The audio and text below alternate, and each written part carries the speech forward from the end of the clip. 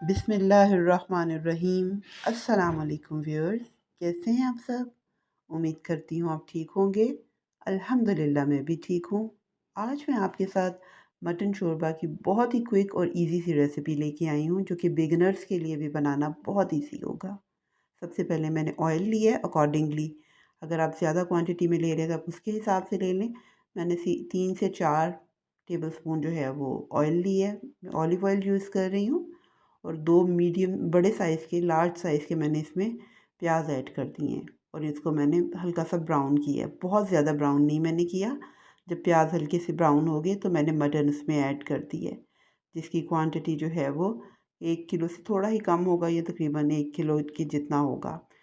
आप अपनी क्वांटिटी के हिसाब से ले लें। जब ये थोड़ा इसका कलर चेंज होने लगा मटन का, तो मैंने इसमें लहसुन अदरक की पेस्ट डाल दी है। ये मेरी फ्रोज़न ही थी कि देखिए इसका कलर भी माशाल्लाह बिल्कुल ठीक है।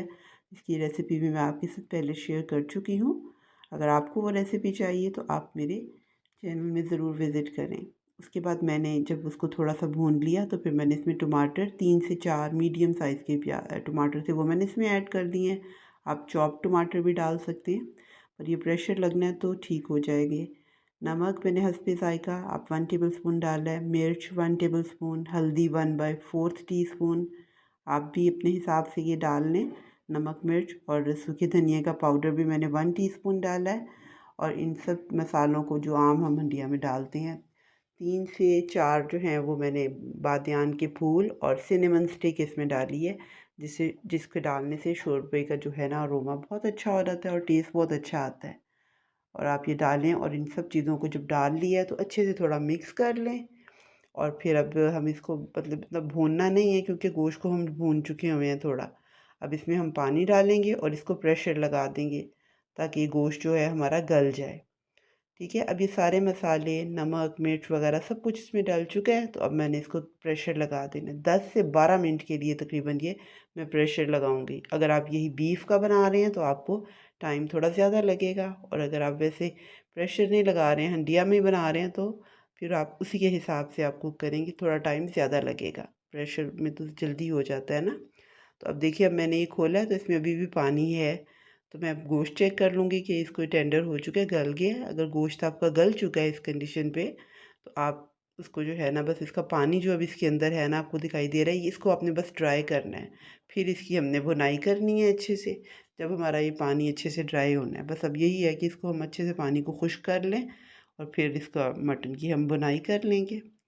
बस अब जब तक हमारा ये मटन का पानी खुश्क हो रहा है, ये देखिए मेरा जो पानी है काफ़ी इसमें ड्राई हो चुका है।